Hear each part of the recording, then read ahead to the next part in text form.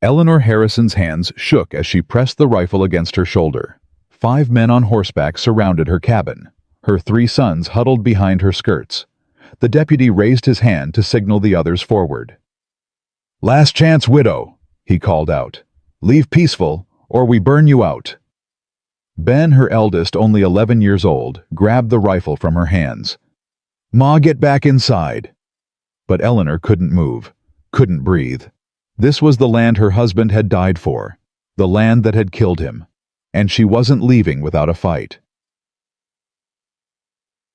Before we continue Eleanor's story, I invite you to subscribe to our channel and follow this journey to the very end. Comment below with the city you're watching from. I want to see how far this story travels. Now let's return to that desperate autumn day in Silver Creek. The shovel bit into hard earth with a sound that would haunt Eleanor Harrison for the rest of her life. Thud. Pause. Thud. Each strike drove her husband deeper into Wyoming soil. She stood at the edge of Daniel's grave, dry-eyed. Tears had run out 3 days ago when they'd brought his broken body home. The boys stood beside her, Benjamin tall and rigid at 11, trying so hard to be the man his father had been. Thomas, 8 years old, clutching her hand so tight it hurt. And Samuel, just 5, who kept asking when Papa would wake up. "Ashes to ashes." Reverend Silas Harper murmured, his Bible held at arm's length, as if contamination might leap from Eleanor's black dress onto its holy pages. She watched his lips move, watched the townsfolk of Silver Creek keep their distance. 20 yards between her family and theirs, as if death were contagious, as if grief had teeth. "Dust to dust." The words fell flat in the autumn wind. No one met her eyes. Martha Chen stood near the back, the only face that showed anything close to sympathy, but even Martha wouldn't step forward, wouldn't cross that invisible line the town had drawn around the Harrison family. "He knew," Eleanor whispered. Benjamin's head snapped toward her. "Ma." "Your father knew. 3 nights before. He came to bed and held me like he was already saying goodbye." Her voice cracked. "I should have stopped him. Should have." "Mrs. Harrison." Deputy Cole Mason stepped forward, his silver star catching weak sunlight. "A word." She didn't want to give him a word, didn't want to give this man anything, but she nodded. Cole's boots crunched on frost-brittle grass as he approached. Up close, she could see the lines around his eyes. 42 years old, and already looking older. "You got 5 days." Eleanor's stomach dropped. 5 days for what? "To clear out, you and the boys." He pulled a folded document from his coat. "Bank's foreclosing on your property. Seems your husband had debts you didn't know about." "That's a lie." The words came out sharp. "Daniel didn't borrow money. We own that land free and clear." "Bank says different." Cole's face showed nothing. No regret, no sympathy. Just the flat neutrality of a man doing a job he'd done too many times. "You got 5 days, Mrs. Harrison. After that I come with men and we remove you. Remove us where we got nowhere to go. That ain't my concern." He tipped his hat, a gesture so absurd it nearly made her laugh. Then he turned and walked back to his horse. Eleanor looked down at her boys, 3 faces staring up at her, waiting for her to fix this, to make it right, to be the parent they needed. She had no idea how. The next 3 days passed in a blur of desperate action. Eleanor packed what little they could carry, sold what few possessions the bank hadn't claimed. Martha Chen bought Daniel's pocket watch for twice what it was worth, pressing the money into Eleanor's palm with tears in her eyes. "He was a good man," Martha whispered. "Best I ever knew." "Then why won't anyone help us?" Eleanor asked. "Why won't anyone stand up and say this is wrong?" Martha's face twisted with shame. "Jesse Dalton owns this town, Eleanor. The bank, the mine, the very ground we walk on. People who cross him end up like Daniel, or they lose everything trying. So everyone just looks away. Everyone wants to live." Martha squeezed her hand once, then disappeared into the crowd. On the morning of the 5th day, Eleanor and her boys stood outside their cabin with everything they owned in 2 wagon bags. The autumn sun rose cold and distant. Ben held his father's old rifle, the one thing the bank hadn't taken. Thomas carried Samuel on his back. The little boy had stopped asking questions. He just buried his face in his brother's neck and didn't look at anything. Eleanor heard hoofbeats before she saw them. Deputy Cole Mason rode up with 6 men behind him. She recognized them all. Joe Peterson from the general store. Frank Miller, who'd helped Daniel raise the cabin walls. Sam Tucker, who'd shared Thanksgiving dinner at their table. Friends, or what passed for friends in Silver Creek. "Time's up, Mrs. Harrison," Cole said. "I know." Eleanor picked up one of the bags. "We're leaving." "Where are you planning to go?" "Does it matter to you?" Cole's jaw tightened. For a moment, just a moment, she thought she saw something human flicker in his eyes. Then it died. "Guess not." They started walking. Eleanor didn't look back at the cabin. Looking back would break her. So she looked forward instead. Looked at the road leading out of Silver Creek, stretching empty and endless into brown grass and gray sky. They made it maybe 200 yards before Ben spoke. "Ma." "Keep walking, honey." "Ma, someone's coming." Eleanor stopped. Turned. A single rider approached from the west, silhouetted against the rising sun. Tall in the saddle, moving at an easy pace that spoke of confidence, or maybe indifference. The rider drew closer. Eleanor could make out details now. A man, maybe late 30s, early 40s, dark coat and darker hat. A face weathered by sun and time, and something else. Something that lived behind his eyes like a permanent shadow. He reined in his horse 20 feet away, dismounted in one smooth motion. When he looked at Eleanor, she felt the weight of his gaze like a physical thing. "You, the Harrison widow." His voice was low, rough, like gravel washed by river water. "I am." Eleanor straightened her spine, lifted her chin. "What's it to you?"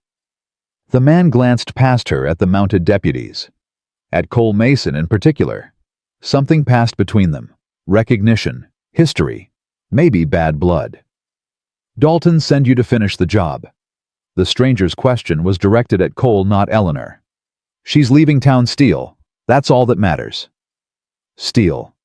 Eleanor stored the name away, watched the man process Cole's words with the kind of stillness that spoke of danger kept carefully leashed. "That right?" Steele looked back at Eleanor. "You leaving willing?"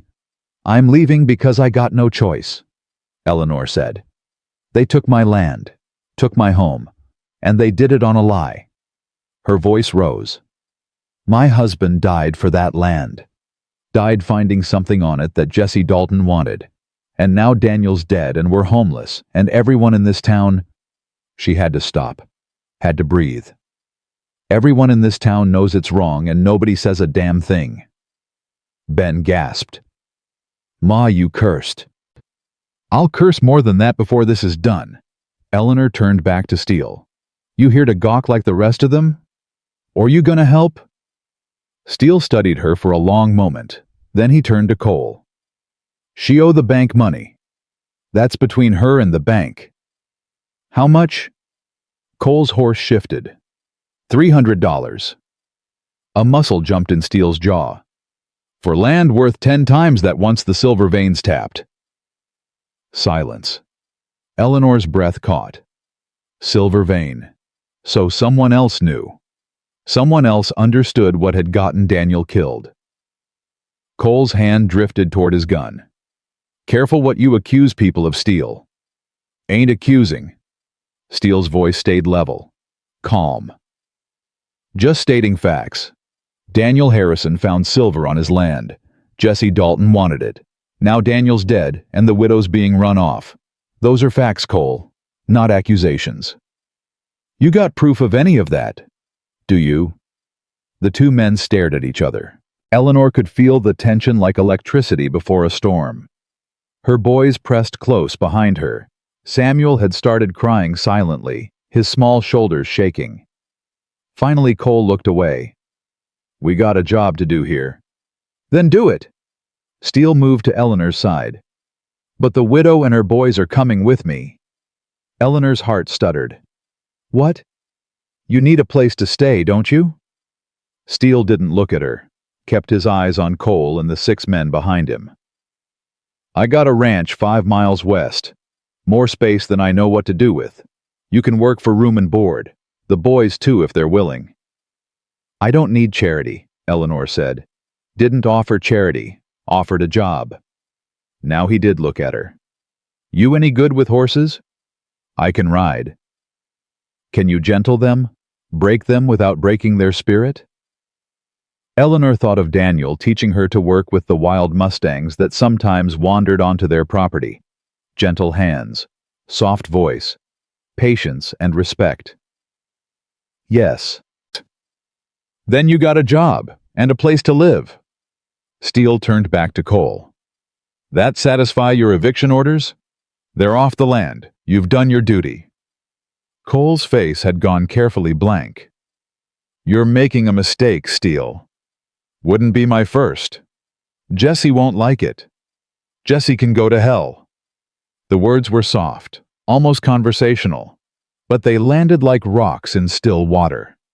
And you can tell him I said so.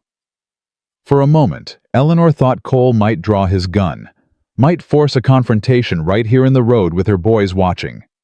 But instead, he just nodded once. Slow, almost respectful.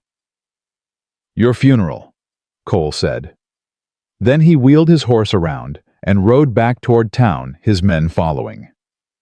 Eleanor waited until they were out of sight before her knees gave out. She sat down hard in the dirt road, shaking so badly she couldn't stand. Steele crouched beside her. Didn't touch her. Just waited. Why? Eleanor asked. You don't know me. Don't know my boys. Why would you do this? Steele was quiet for a long time. When he finally spoke, his voice carried weight that had nothing to do with volume. 4 years ago, I lost my wife and daughter.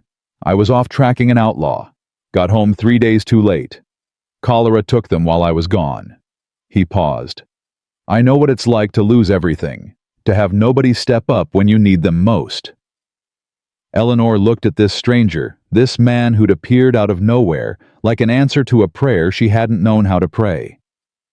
I got 3 boys and nothing else. No money, no prospects. Why would you take that on? Because someone should have taken it on for me. Steele stood, offered his hand. Name's Jackson Steele. Jack, if you prefer. Eleanor took his hand, let him pull her to her feet. Eleanor Harrison. Ellie, if you prefer. Well, Ellie. Jack turned to the boys. Which one of you is the oldest? Ben stepped forward. I am. Benjamin Harrison. This is Thomas and Samuel. Ben. Jack extended his hand. Pleasure to meet you. Ben stared at the offered hand for a moment before taking it. Jack shook it firmly, man to man. Then he moved to Thomas and did the same. When he got to Samuel, he crouched down to the boy's level. You like horses, Samuel? Samuel nodded, still hiding behind Thomas. Well, I got about 15 of them. Maybe you can help me take care of them. What do you say? Another nod. Smaller, but a nod nonetheless. Jack straightened, looked at Eleanor. My ranch is 5 miles west. We can walk it in 2 hours. Or I can ride back, get a wagon, pick you folks up. Your choice. We'll walk, Eleanor said. I've carried these bags this far. 2 more hours won't kill me. Fair enough. Jack remounted his horse. I'll ride ahead. Get the place ready. You just follow this road. Can't miss it. Mr. Steele. Jack. Jack. Eleanor paused. Tried to find words adequate for what he'd just done. Came up empty. Thank you. Jack touched the brim of his hat. Thank me when you see the place. It's been empty a long time. Ain't much to look at anymore. Then he spurred his horse forward and rode west. Eleanor watched him go.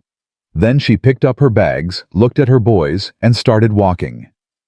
Behind them, Silver Creek sat quiet and distant. Ahead, the road stretched unknown and uncertain. But for the first time in 5 days, Eleanor felt something close to hope. They reached the Steele ranch 2 hours later, just as Jack had predicted.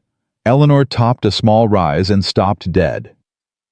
"Sweet mercy," she whispered. The ranch spread across a valley like something out of a dream. A 2-story house, solid timber construction, wide porch, stone chimney. A barn bigger than her entire cabin had been. Corrals and outbuildings. And everywhere grass. Real grass, not the brittle dead stuff that covered most of Wyoming in autumn. There was a creek running through the property. Eleanor could hear it from here. Water meant life in this country, meant growth and possibility. "Ma," Ben breathed. "Is this real?" "I think so, baby." Eleanor started down the slope, her boys following close behind. Jack emerged from the barn as they approached. He'd removed his coat and hat. His dark hair was shot through with gray at the temples. Hard work and harder years had carved lines around his mouth and eyes. "Welcome to the Steele Ranch," he said. "Ain't as grand as it used to be, but it's solid." "It's beautiful," Eleanor said honestly. It was. When Clara was alive, she had flowers everywhere, vegetables in the garden, made the place feel like a home instead of just a house. Jack's voice went distant. "Been 4 years. I ain't kept it up like I should."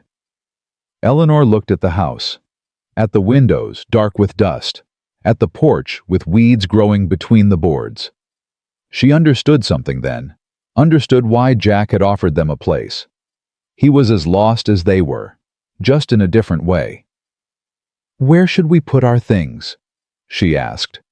Jack seemed to shake himself. "Right. Second floor has 3 bedrooms. You and the youngest can take the master. The 2 older boys can share the room across the hall. I'll stay in the downstairs study." "You don't have to give up your room. I don't sleep in it anyway." Jack started toward the house. "Come on, I'll show you around." The interior matched the exterior, solid but neglected. Dust covered everything. Furniture sat under sheets. Pictures hung on the walls, but Jack had turned them to face the wood. Eleanor's fingers itched to clean, to restore, to bring life back into this place. "Kitchen's through here," Jack was saying. "Stove works. Pumps outside, but the water's good. Root cellars under the back porch. There's stores down there. Canned goods and such. Clara put them up before she—" He stopped, cleared his throat. "Before. They're still good if you want to use them." Eleanor studied him. This man who'd saved them, who was giving them shelter for reasons that had everything to do with his own ghosts, and maybe nothing to do with kindness at all. "Jack," she said, "why did you really bring us here?" He didn't answer right away. Looked out the window at something only he could see. When he finally spoke, his voice was barely above a whisper. "Because this house has been dead for 4 years, and I thought maybe—" He trailed off, shook his head. "Never mind. It was a selfish reason. If you want to leave, I'll take you to Cheyenne. Help you get set up somewhere else." "No." Eleanor surprised herself with the firmness in her voice. "No, we'll stay. If you'll have us." Jack looked at her then. Really looked. And Eleanor saw the same desperate loneliness she'd been carrying since Daniel died. The same awful certainty that the best parts of life were already over. "I'll have you," Jack said quietly. "Long as you want to stay." Behind them, Samuel's small voice broke the moment. "Can I see the horses now?" Jack smiled. The expression looked rusty on his face, like he'd forgotten how. "Yeah, little man, let's go see the horses." That first week passed in a haze of exhausted work. Eleanor scrubbed the house from top to bottom, opened windows to let out 4 years of stale air, took down the sheet-covered furniture, and revealed solid craftsmanship underneath. She found Clara Steele in every corner, embroidered pillows, carefully chosen curtains, a set of fine china wrapped in cloth and stored in a trunk. The pictures she left turned to the wall. That felt like Jack's decision to make, not hers. The boys adapted faster than she'd expected. Ben shadowed Jack everywhere, learning ranch work with the same intensity he'd learned reading from Daniel. Thomas worked with the horses in the corral, his gentle nature perfect for the skittish Mustangs Jack was breaking. And Samuel just brought joy wherever he went. Laughing at baby goats, chasing chickens, chattering endlessly about things only a 5-year-old would find fascinating. Jack responded to Samuel in ways Eleanor didn't expect. Patient, attentive. The hard edges in his face softened when the boy was around. On the 7th night, Eleanor made dinner in the Steele kitchen for the first time. Nothing fancy, just beef stew and biscuits. But she set the table proper, used Clara's dishes, lit candles. When Jack came in from the barn, he stopped dead in the doorway. "What's all this dinner?" Eleanor ladled stew into bowls. "Sit down, it's getting cold." The boys were already seated, clean-faced and hungry. Jack moved to the table slowly, sat in the chair at the head like a man approaching something fragile that might shatter. They ate in silence for a while, then Samuel spoke up. "Pa used to say grace before we ate." The word pa hung in the air. Ben and Thomas both froze. Eleanor's throat tightened. She glanced at Jack, saw him staring at his bowl with an expression she couldn't read. "Would you like to say grace, Samuel?" Jack asked finally. The little boy nodded, folded his hands, closed his eyes. "Thank you for this food, and thank you for Mr. Jack who gave us a place to stay. And please tell Pa we miss him. Amen." "Amen," the others echoed. Eleanor couldn't eat after that, couldn't do anything but sit there with tears burning behind her eyes. Because this was her family now. These 3 boys and this broken man who'd given them shelter. This was what they had left. And somehow, it had to be enough. Later, after the boys were in bed, Eleanor found Jack on the porch. He sat on the top step, staring out at darkness, broken only by starlight. "Can I sit?" she asked. "It's your porch too now." Eleanor sat beside him. Not too close, just near enough for companionship. "Samuel shouldn't have called you that. Called you Jack, I mean. He should—" "It's fine." "It's not. I'll talk to him." "Ellie." Jack turned to look at her. "It's fine, really." They sat quiet for a moment. An owl hooted somewhere in the distance. The creek murmured its endless song. "They came by today," Jack said, "while you were inside." Eleanor's stomach clenched. "Who?" "2 of Jesse Dalton's men. Said he wants to talk. Make me an offer on this place." "What did you tell them?" "Told them I wasn't interested." Jack picked up a small piece of wood he'd been whittling. His knife moved in practiced strokes, carving something Eleanor couldn't make out in the dark. "They said Jesse wanted me to reconsider, that it would be healthier for everyone if I did." "He threatened you." "He implied consequences." Eleanor felt anger burn through her fear. "This is my fault. I brought this on you." "No." Jack's voice went hard. "Jesse Dalton brought this on himself. Has been for years. Your husband was just the latest in a long line of people who got in his way." He looked at her. "Did Daniel ever tell you what he found on your land?" "He said it was silver, a big vein, enough to set us up for life." Eleanor's hands clenched in her lap. "He was so excited. Kept talking about all the things we'd do, the life we'd give the boys. And then he went out to check the vein again, make sure he'd measured it right. He took his horse and his tools and—" She couldn't finish. "And Cole Mason went with him." Eleanor's head snapped up. "How did you know that—" "Because I know Cole. Worked with him years back when I was still marshaling. He was a decent man once, before Jesse got his hooks in." Jack set down his knife and wood. "Did they ever find Daniel's horse?" "No. Why?" Because a man as experienced as your husband don't just fall off a horse. Not on easy terrain. Not in good weather. Jack stood. I think someone spooked that horse. Maybe cut the saddle girth. Something to make sure Daniel went down hard enough to die from it. Eleanor rose slowly. You think Cole murdered Daniel? I think Jesse Dalton ordered it and Cole carried it out. Can't prove it. But I know it in my gut. He turned to face her. Which means you need to know something, Ellie. Having you here puts you in danger. Puts your boys in danger. Jesse won't stop until he gets what he wants. And right now, you're in his way. So what do you suggest? Eleanor asked. We go back to running. I suggest we fight. The words hung between them. Eleanor looked at this man who'd been a stranger 7 days ago, who was still a stranger in so many ways, but who'd given them sanctuary when no one else would. How? She asked. I'll show you tomorrow. Jack moved toward the door. Get some sleep, Ellie. We got hard work ahead. Jack. Eleanor waited until he looked back. Thank you for telling me the truth. Always, he said. Then he disappeared inside. Eleanor stood on the porch for a long time after, staring out at the dark land, at the stars scattered like diamonds across black velvet.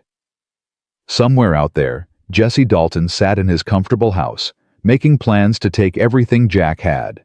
But Jack was right. They were done running. It was time to fight back. Dawn came cold and Eleanor woke to the sound of hammering. She dressed quickly, checked on the boys still sleeping, then went downstairs. Jack was in the barn working on something she couldn't see from the doorway. You're up early, she said. Jack didn't stop hammering. Got a lot to do. 3 more strikes, then he set down the hammer and turned. Come here. I want to show you something. Eleanor walked into the barn. Jack had cleared a space near the back wall and laid out papers across a workbench. Maps, documents, photographs. What is all this evidence? Jack pointed to the first document. This is the deed to your land. Original filing 1871. Daniel Harrison sole owner. No mortgage, no liens, nothing. Eleanor's breath caught. Where did you get this? County Records Office in Cheyenne. Rode there yesterday while you were cleaning. Jack moved to the next paper. This is the foreclosure notice Cole served you. Dated 5 days after Daniel died. Claims he owed Jesse Dalton's bank $300. He didn't owe anyone anything. I know. Jack's finger traced down the document. Look at the signature. Bank manager's supposed to sign these, but this one's signed by Jesse himself. That ain't proper procedure. Eleanor studied the papers. Her hands shook. What does it mean? Means the foreclosure's fraudulent. Means Jesse forged documents to steal your land. Jack pulled out another paper. And this is a geological survey from last year. Shows a silver vein running under 3 properties. Yours, the Patterson place, and the old Tucker Ranch. I don't know those names. You wouldn't. Harold Patterson died 2 years ago. Hunting accident, they said. Found at the bottom of a ravine with his neck broke. Jack's voice went flat. His widow couldn't keep up the mortgage. Bank foreclosed. Jesse owns that land now. Eleanor felt sick. And Tucker. Thomas Tucker. Died cleaning his gun supposedly, but Thomas was the best shot in 2 counties. Handled firearms since he was 6 years old. Jack met her eyes. His brother Sam never believed it. Neither did I. How many? Eleanor whispered. How many people has Jesse killed for this silver? Can't prove he killed anyone. That's the problem. Jack gathered the papers carefully. But I count 5 deaths in 3 years. All on land with silver deposits. All ruled accidents. All properties now owned by Jesse Dalton. Eleanor leaned against the workbench. Her legs felt weak. Daniel was number 5. Yeah. And you think Cole did it? Actually murdered them? Jack nodded slowly. Cole's Jesse's man. Has been for years. Jesse pays, Cole acts. Simple as that. Then we take this to the law. Show them the evidence. Ellie. Jack's tone was gentle. Cole is the law. He's the deputy. The sheriff's office is in Jesse's pocket. The judge gets campaign contributions from Jesse's bank. There's no one to take this to. Eleanor pushed off the workbench, started pacing. Then what's the point? Why show me all this if we can't do anything with it? I didn't say we can't do anything. I said we can't go through official channels. Jack crossed his arms. But there's other ways to fight. What ways?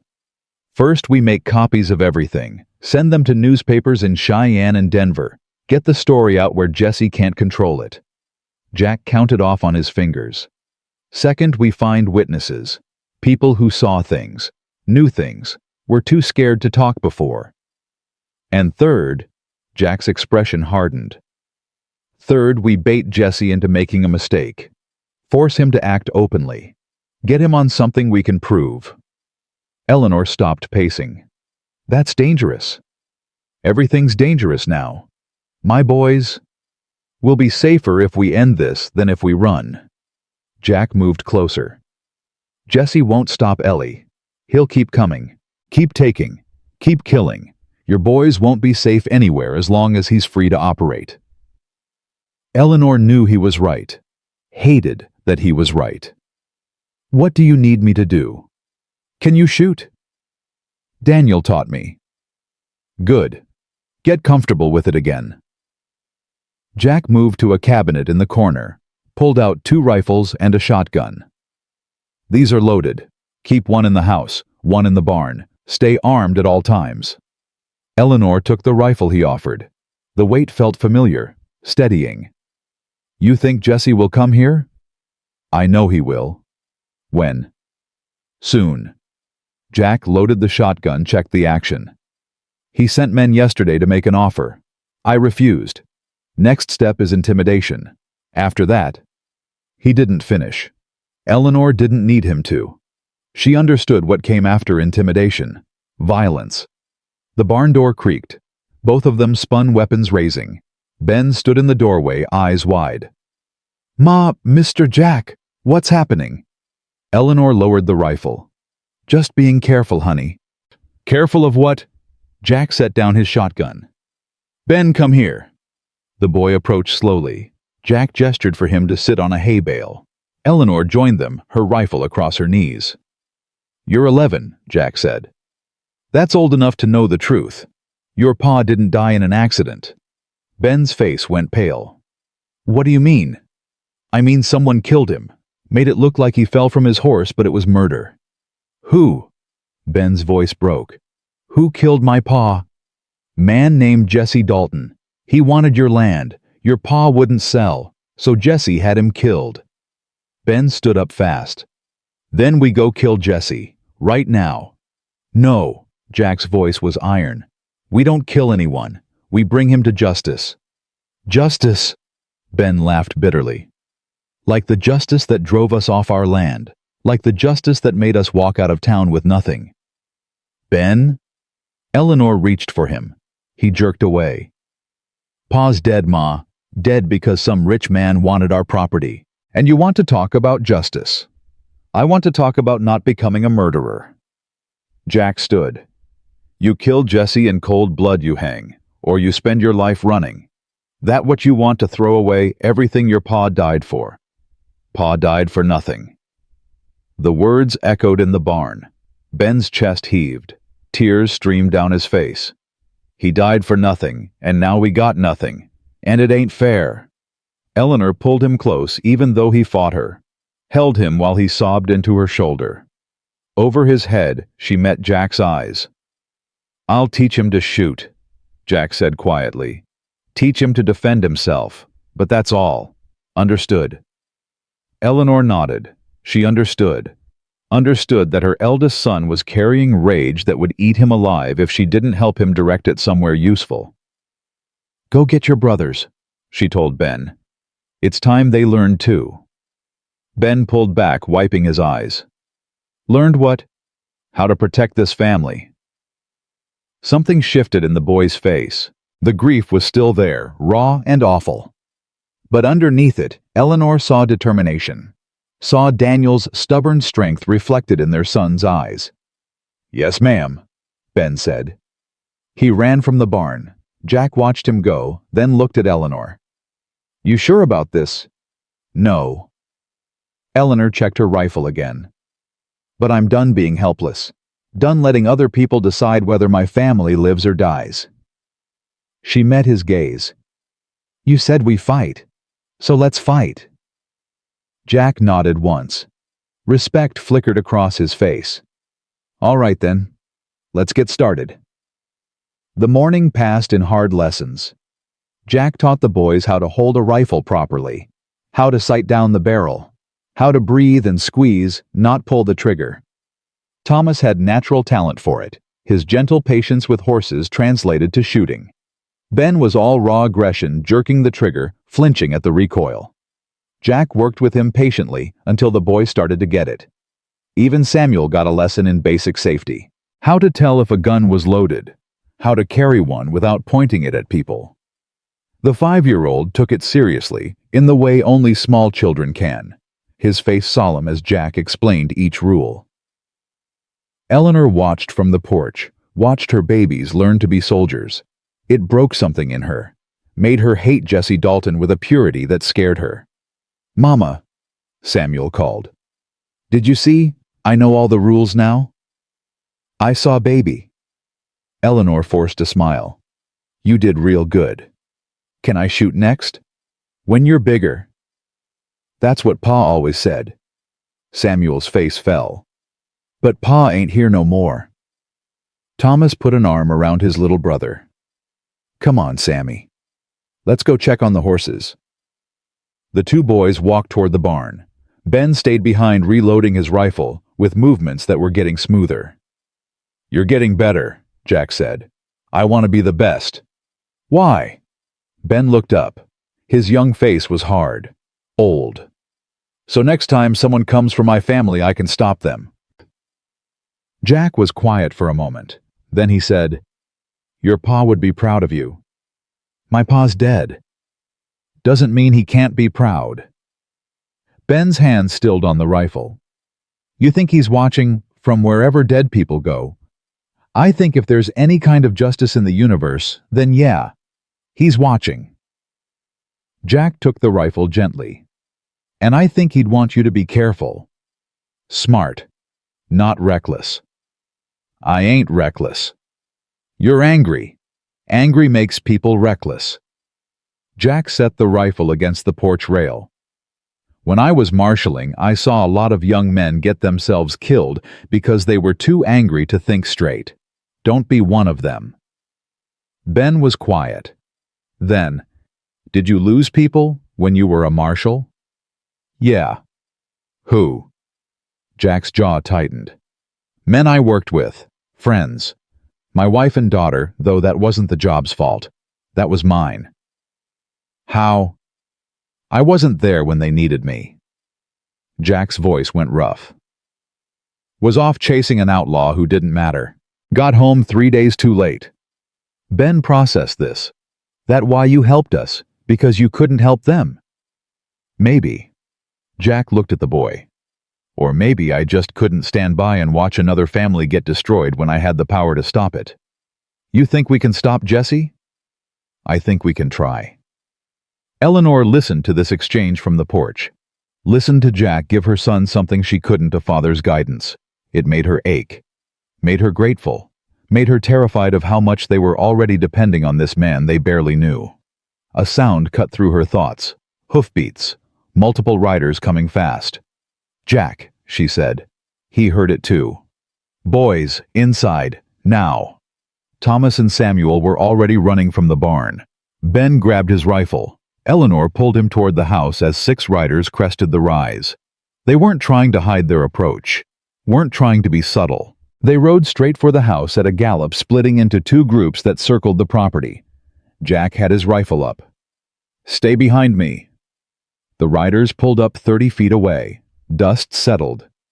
Eleanor recognized 2 of them from town, Frank Miller and Joe Peterson, men who'd once been friendly with Daniel. Now they sat their horses with hard faces and harder intentions. The man in the middle was new, tall, lean, dressed in black from hat to boots. He had the look of someone who killed for money and slept fine afterward. "Jackson Steele," the man in black called out. "Been a long time." "Not long enough, Reese." Jack's voice was level. "What do you want?" "Just delivering a message." Reese shifted in his saddle. "Mr. Dalton wants to have a conversation. Invited you to come to town tomorrow, noon, his office. Tell Mr. Dalton if he wants to talk, he can come here." "That ain't how this works." "Then I guess we got nothing to talk about." Reese smiled. It was not a pleasant expression. "Mr. Dalton also wanted me to mention that it'd be a shame if something happened to this nice ranch of yours. Accidents happen, you know. Fires start, animals get loose." His gaze drifted to the barn. "Be real unfortunate if them horses got spooked some night, ran off, got hurt." Jack's rifle didn't waver. "You threatening me, Reese?" "Just painting a picture." Reese looked past Jack at Eleanor and the boys. "Pretty woman, nice kids. Shame they got caught up in business that don't concern them." Eleanor stepped forward before Jack could stop her. "This concerns us plenty. Jesse Dalton killed my husband, stole my land. We're not leaving. We're not backing down, and you can tell him that." Reese's smile widened. "You got yourself a fiery one, Steele. I like that." He tipped his hat to Eleanor. "Ma'am, you should know that Mr. Dalton don't like being told no. Makes him irritable. And when he gets irritable, people tend to get hurt." "Get off my land," Jack said. "We're leaving. Just wanted to make sure the message was clear." Reese gathered his reins. "Tomorrow, noon. Mr. Dalton's office. Don't keep him waiting." The 6 riders turned and galloped away, kicking up dust and leaving a wake of threat behind them. Jack didn't lower his rifle until they were out of sight. Then he turned to Eleanor. "Get the boys inside. Pack essentials. If things go wrong tomorrow, I want you ready to run." "I'm not running." "Ellie." "I said I'm not running." Eleanor's voice was steel. "You go meet Jesse tomorrow. I'm going with you." "Absolutely not." "It's not your choice." She moved closer. "This is my fight, Jack. My husband. My land. I got just as much right to face Jesse as you do." "And who watches the boys if we're both in town?" Eleanor opened her mouth, closed it. She hadn't thought of that. "Exactly." Jack softened his tone. "I need you here, keeping them safe." "Can you do that?" Every instinct screamed at Eleanor to refuse, to demand her place in this confrontation. But she looked at her sons. Ben standing tall with his rifle. Thomas with his arm around Samuel, all 3 watching her with fear they were trying to hide. "All right," she said. "I'll stay. But Jack, if you don't come back?" "I'll come back." "You can't promise that." "No." Jack met her eyes. "But I can promise I'll do everything in my power to make sure Jesse Dalton doesn't hurt anyone else. Ever." That night, Eleanor couldn't sleep. She lay in Clara Steele's bed, the bed of a dead woman whose husband was downstairs preparing to face down a killer. The window was open. She could hear Jack moving around in the study, heard the scrape of furniture, the rustle of papers. Finally, she gave up on sleep, went downstairs in her nightgown and wrapper, found Jack at the desk with maps spread out again. "You should rest," she said. "Can't." He didn't look up. "I'm trying to figure out Jesse's next move." Eleanor sat in the chair across from him. "What do you think he'll do?" "Depends on how desperate he is." Jack traced a line on the map. "If he just wants me gone, he'll make threats, try to buy me out, maybe send more men to cause trouble. And if he's more desperate, then he'll try to kill me." The words sat heavy between them. Eleanor pulled her wrapper tighter. "Maybe you shouldn't go." "I have to." "Why? Why do you have to be the one?" Jack finally looked at her. His eyes were shadowed, haunted. "Because I've spent 4 years hiding on this ranch, hiding from the world, hiding from myself. Your husband didn't have that choice. Patterson didn't. Tucker didn't. They died because no one stood up to Jesse. He paused. I can stand up, so I will. That's not your responsibility. Maybe not, but it's my choice. Jack leaned back. You asked me yesterday why I really brought you here. Truth is, I was dying in this house. Dying slow. When I saw you on that road with your boys, something in me woke up. Something that had been asleep since Clara and Lily died. What? Purpose. Jack's voice roughened. I've been walking around like a ghost for 4 years. But you needed help. Those boys needed a chance. And for the first time since I lost my family, I felt like maybe I could do something that mattered. Eleanor felt tears sting her eyes. Jack? Don't. He held up a hand. I'm not looking for thanks or sympathy. I'm just telling you why I can't back down tomorrow. Because if I do, then what was the point? What's the point of any of it? Eleanor stood, walked around the desk. Jack looked up at her, confusion on his face. She bent down and kissed his forehead. Gentle, brief. Come back, she whispered. Whatever happens tomorrow, you come back to us. Jack's hand came up, touched hers. I will. Eleanor left him there with his maps and his plans, went back upstairs. This time she slept, dreamed of Daniel standing in a field of gold. He was smiling, waving goodbye. When she woke, sunlight streamed through the window and Jack was already gone. Eleanor found a note on the kitchen table. Took the boys fishing at the creek, back by 9. Stay close to the house. J. She made coffee, checked the rifle Jack had left leaning by the door. Loaded, ready. The shotgun was in the bedroom. Another rifle in the barn. Jack had turned their refuge into a fortress. The boys came back at 9 exactly, laughing and carrying 3 trout. Samuel chattered about the fish he'd almost caught. Thomas showed her his technique. Ben was quieter, but his eyes kept drifting to Jack.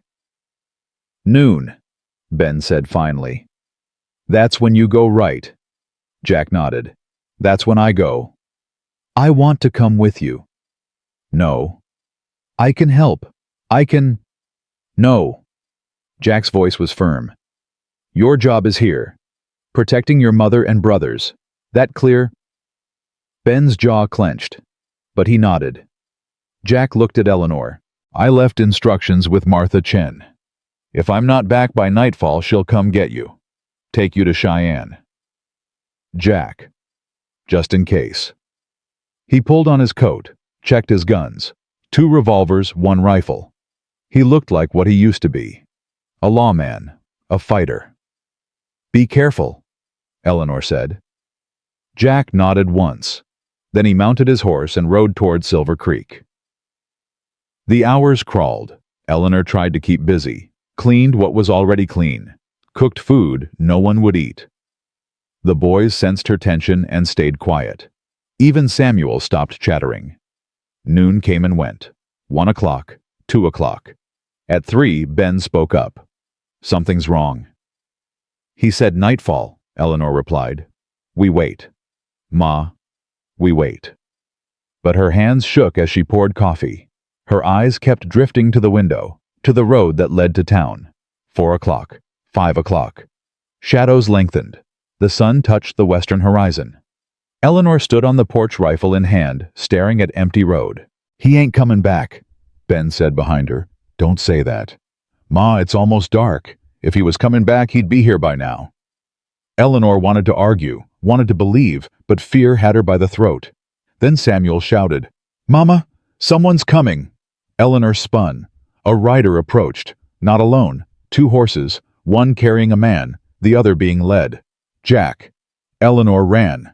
Didn't care about dignity or caution, just ran down the road toward him. He was slumped in the saddle. Blood soaked his right shoulder. His face was pale, but his eyes were open. I'm all right, he said before she could ask. It's not deep. What happened? Jesse tried to make me an offer. I declined. His man Reese took exception. Jack swung down from his horse, stumbled, caught himself. Got him worse than he got me. He'll live, unfortunately. Eleanor got under his good shoulder, helped him toward the house. The boys ran to meet them. Ben took Jack's other side. Together they got him inside. Thomas, boil water, Eleanor commanded. Samuel, get blankets. Ben, help me get his coat off. Jack sat heavily at the kitchen table. It's really not that bad. Shut up. Eleanor cut away his shirt. The bullet had gone clean through the meat of his shoulder. Missed bone, missed major vessels, but it was bleeding freely. What did Jesse say? Said he'd pay me $20,000 for the ranch. When I refused, he said I had 24 hours to reconsider. Jack winced as Eleanor pressed a cloth to the wound. Then Reese and I had our discussion. Discussion. He drew first. I was faster. Jack met her eyes. I didn't kill him. Could have. Probably should have. But I didn't. Why not? Because you and the boys were here waiting. Because I didn't want to be the man who started a war that might end with them getting hurt. Jack's jaw clenched as Eleanor cleaned the wound. I warned Reese that if Jesse sends anyone else, I won't be so merciful. Eleanor didn't respond, just worked methodically, cleaned the entry and exit wounds, bandaged them tight. Her hands were steady, even though her heart was racing. You're good at this, Jack observed. Daniel got hurt enough times. I learned. Eleanor tied off the bandage. You should rest. Can't. We got work to do. Jack, you're injured. And we got 24 hours before Jesse escalates. Jack stood steadier now. I need you to ride to the Chen place. Tell Martha what happened. See if she can get word to the sheriff in Cheyenne. The real sheriff, not Cole. Real sheriff. County jurisdiction. If we're lucky, he'll come investigate Jesse's operation. Jack moved to the window. And Ellie, tell Martha to spread the word. Anyone who's lost property to Jesse. Anyone who's been threatened. We're having a meeting, tomorrow night. Here. A meeting for what? Jack turned to face her. Blood stained his bandage. Pain lined his face. But his eyes were clear. Determined. To form a resistance, he said. It's time the people of Silver Creek fought back. Eleanor rode hard through the twilight, her horse's hooves pounding rhythm into dirt that had seen too much blood already. The boys had protested when she left, but Jack needed her to do this. Needed someone Jesse didn't expect to carry his message. Martha Chen's place sat at the edge of town, a modest house with a saloon attached. Eleanor tied her horse and knocked. No answer. She knocked harder. The door cracked open. Martha's face appeared, eyes widening, when she saw who stood there. Eleanor Harrison. Sweet mercy girl, what are you doing here? I need your help. Eleanor pushed inside without waiting for invitation. Jack's been shot.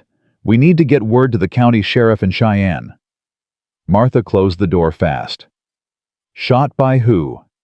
Man named Reese. Works for Jesse Dalton. Lord have mercy. Martha moved to the window, peered through the curtains. Jesse, know you're here. Don't know. Don't care. Eleanor grabbed Martha's arm. We're forming a resistance. Everyone who's been hurt by Jesse. Everyone who's lost family or land.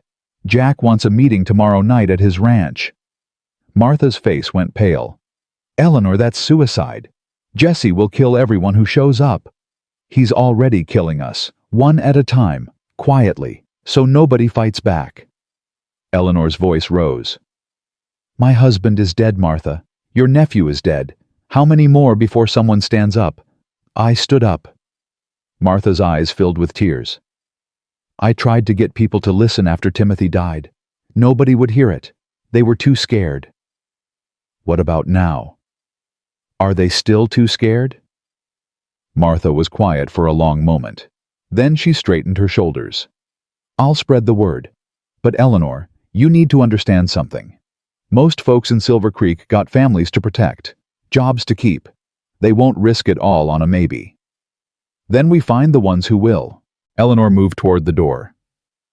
Tomorrow night, spread the word. She was reaching for the handle when it burst open. Cole Mason stood in the doorway, hand on his gun. "Mrs. Harrison?" What a surprise. Eleanor's heart stopped. She'd left her rifle with the horse. Had only a small derringer Daniel had given her, hidden in her dress pocket. Against Cole's Colt, it was nothing. "Deputy?" She forced her voice steady. "I was just visiting Martha. At night, alone, right after Jack Steele shot Jesse's man." Cole stepped inside. "That's mighty interesting timing." "I don't know what you're talking about." "Don't you—" Cole closed the door behind him. "See, I heard Reese rode out to Steele's place this afternoon. Heard he came back bleeding. And now you're in town sneaking around after dark." Martha moved between them. "Cole, leave her alone. She ain't done nothing wrong." "That's not for you to decide." Cole's eyes never left Eleanor. "Jesse wants to see you, Mrs. Harrison. Right now." "I'm not going anywhere with you." Cole's hand moved to his gun. "Wasn't asking." Eleanor's fingers found the derringer in her pocket. Small comfort. She looked at Martha, saw the older woman's face tight with fear and helplessness. "All right," Eleanor said.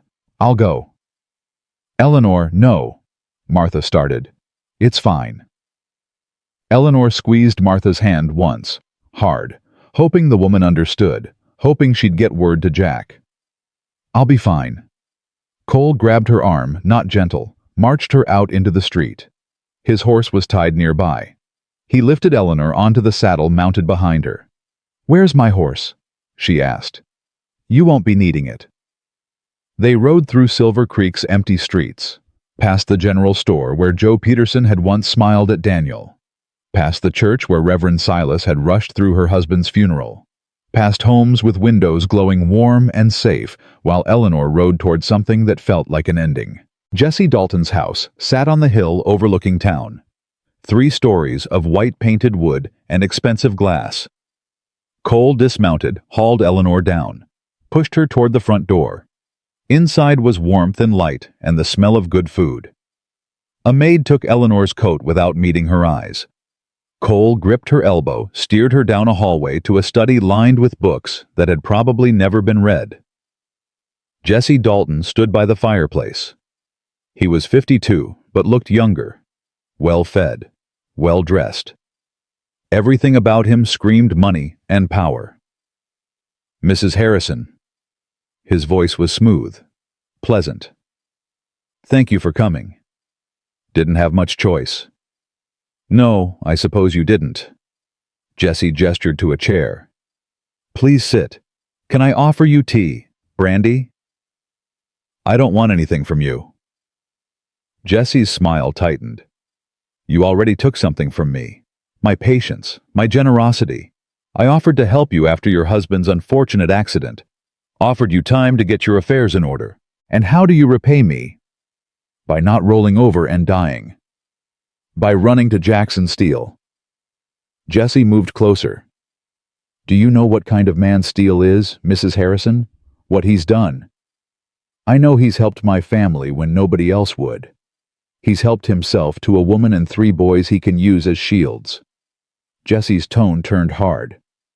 "Steele was a U.S. Marshal. Did he tell you that? Did he tell you how many men he killed? 27, Mrs. Harrison. 27 confirmed deaths in 6 years of service." Eleanor's stomach turned. She hadn't known the number, hadn't asked. "He was doing his job," she said. "Was he?" Jesse pulled a folder from his desk. "Because according to these records, 12 of those men were shot in the back. Another 6 died in circumstances the territorial court found questionable." He tossed the folder at her feet. "Your protector is a killer, Mrs. Harrison.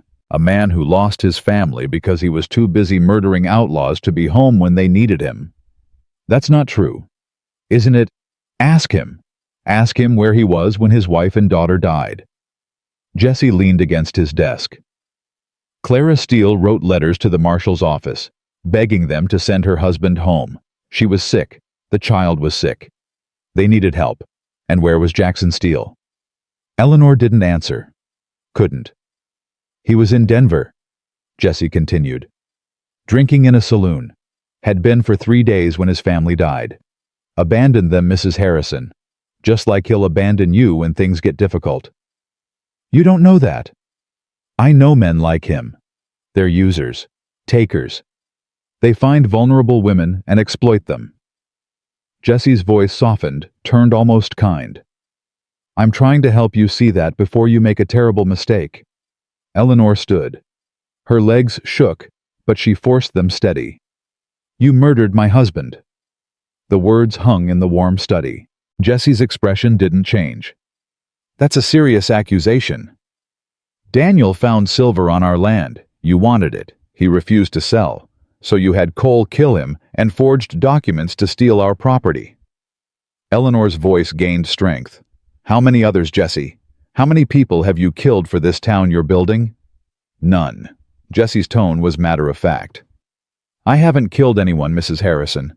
I'm a businessman. I buy property. I develop resources. I provide jobs and stability to this community. You're a murderer. Prove it. Jesse smiled. Go ahead. Show me evidence. Bring me witnesses. Take me to trial. He spread his hands. You can't. Because there is no evidence. No witnesses. Just the desperate accusations of a grieving widow who's been manipulated by a violent drunk. Eleanor's hand found her pocket, found the derringer. Her fingers closed around cold metal. Don't. Cole's voice came from behind her. She'd forgotten he was there. Mrs. Harrison, I see you reaching for that gun. I'll put a bullet in your spine before you clear the pocket. Eleanor's hand stilled. Slowly, she withdrew it. Empty. Smart, Jesse said. See, this is what I'm trying to avoid. Violence. Bloodshed. I'm a reasonable man, Mrs. Harrison. I don't want anyone else to get hurt. Then leave us alone. I can't do that. You're on Steele's property. His property borders mine. That makes you a threat to my interests. Jesse moved to the window. But I'm willing to make you an offer, a generous one. I don't want your money. Not money. Safety. Jesse turned to face her. You and your boys can stay in Silver Creek. I'll even give you work. The general store needs help. You'd have a steady income, a place to live. Your boys would grow up here surrounded by community. In exchange for what? You leave Steele's ranch, today, tonight. You tell him thanks for the help, but you're done. You go back to being a widow raising her boys. No more talk of resistance. No more accusations. Just a quiet life. Eleanor looked at this man who'd killed Daniel, who was offering her everything she'd wanted a week ago. Security, stability, a future for her sons. All she had to do was betray the man who'd saved them. No, she said. Jesse's face hardened. Think carefully, Mrs. Harrison. I don't need to think. Eleanor moved toward the door. You killed my husband. You can dress it up with pretty words and business talk, but that don't change what you are. You're a murderer, and I'll prove it. You'll die trying. Maybe. Eleanor opened the door, looked back.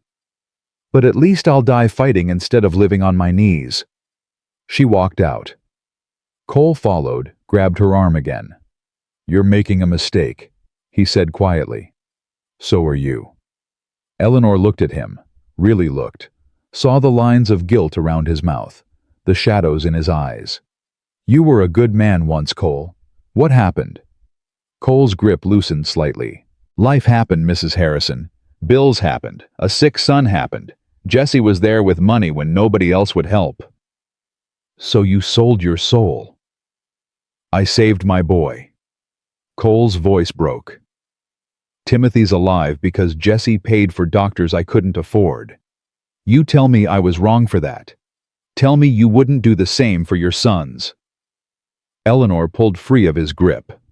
I would never murder for them. You say that now. Wait till they're dying and you got no choices left. Cole stepped back.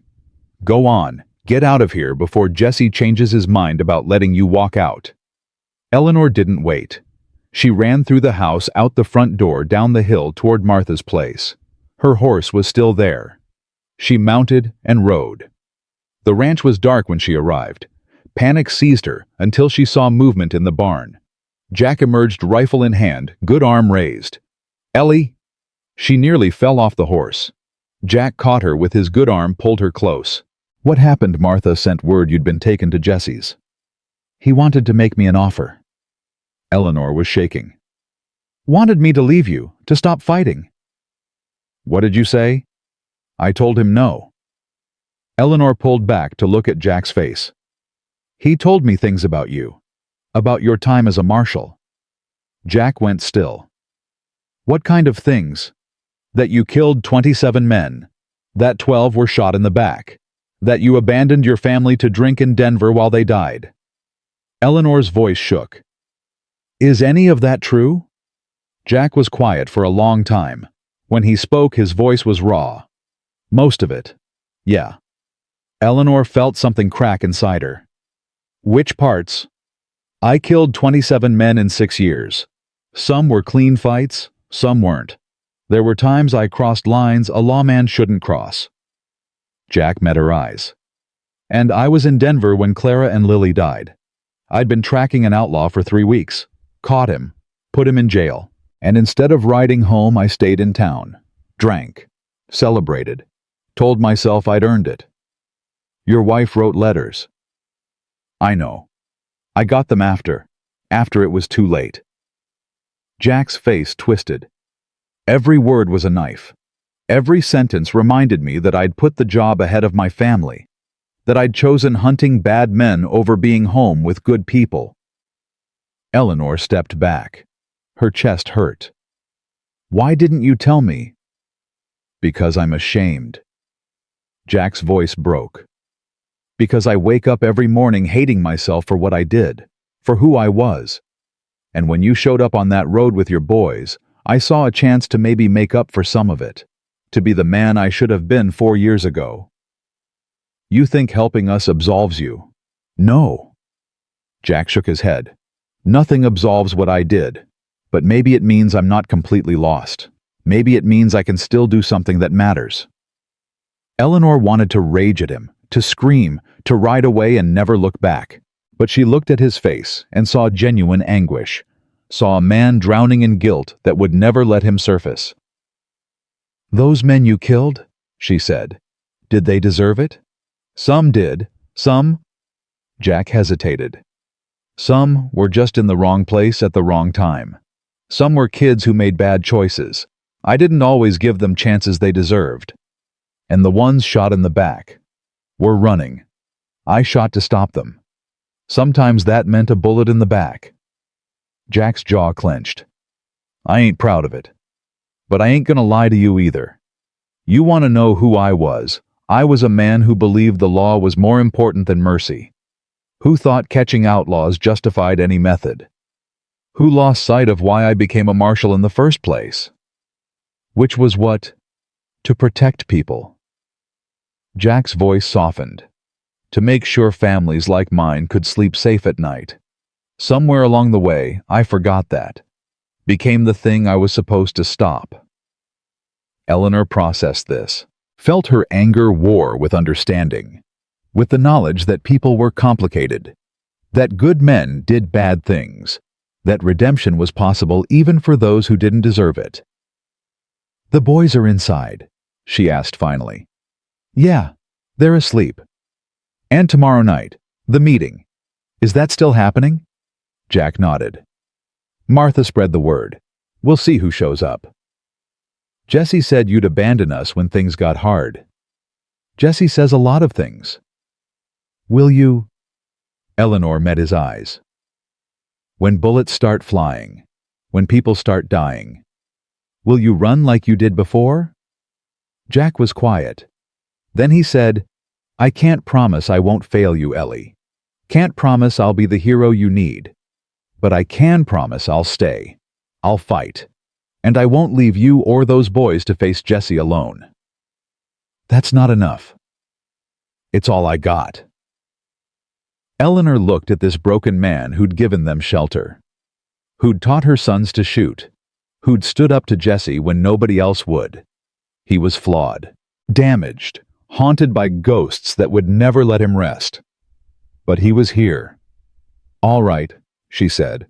"Tomorrow night. We see who comes. We see if this town has any fight left in it." Jack nodded once. Then he turned and walked back to the barn, favoring his injured shoulder. Eleanor stood in the darkness listening to night sounds. Crickets, distant coyotes, the whisper of wind through grass that would grow over all of them eventually. She thought of Daniel. Wondered if he'd forgive her for trusting another man so soon. For bringing their boys into danger. For choosing to fight instead of run. But Daniel had died fighting. Died because he'd refused to back down. Maybe that was answer enough. The next day crawled past with terrible slowness. Eleanor cleaned obsessively. The boys sensed something was coming and stayed close. Jack spent the morning checking weapons, preparing the barn for a meeting that might not happen. At noon, a rider came.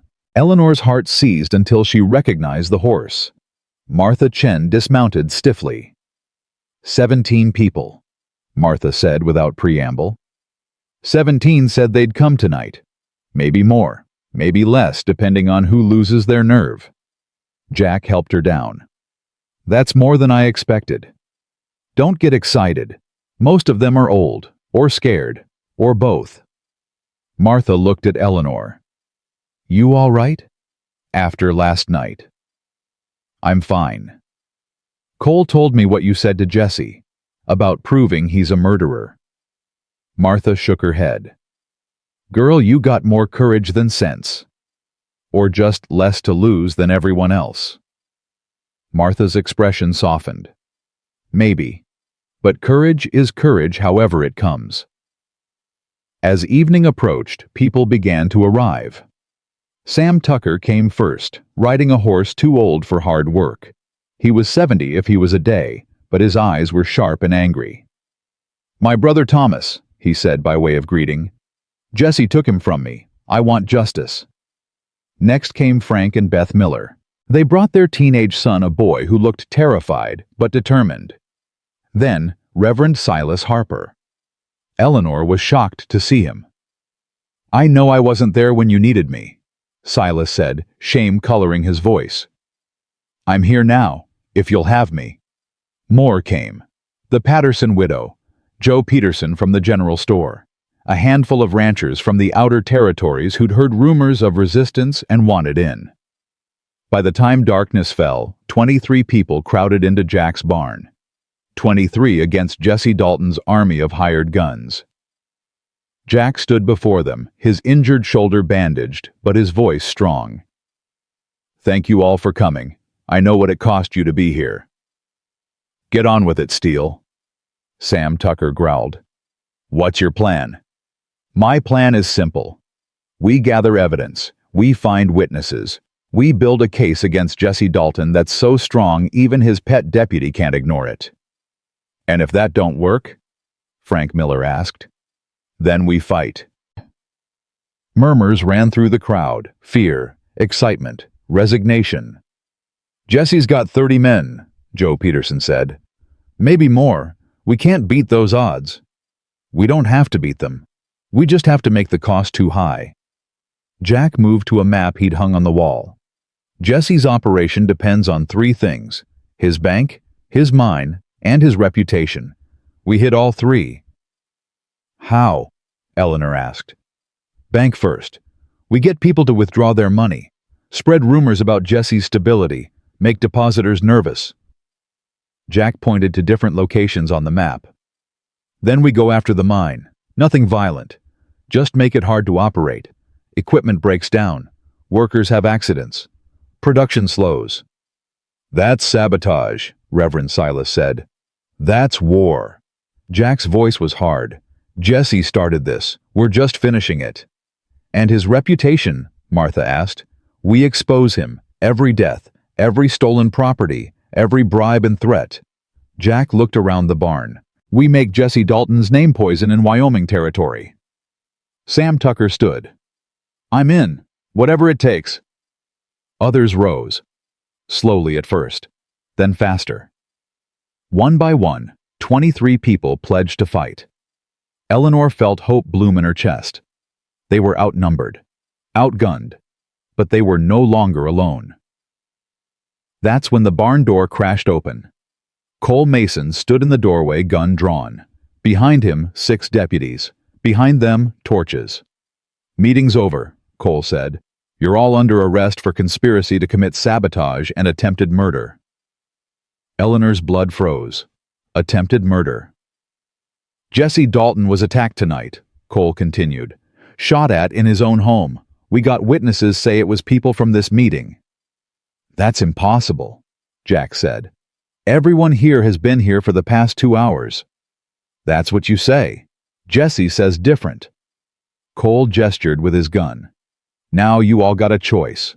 Come peaceful, or we burn this barn down with you in it." Eleanor looked at Jack, saw him calculating odds, saw him realize they'd been outplayed. Jesse had known about the meeting, had planned for it, and now he was using it to destroy them all at once. "We'll come," Jack said quietly. "Smart man." Cole motioned to his deputies. "Get them in irons."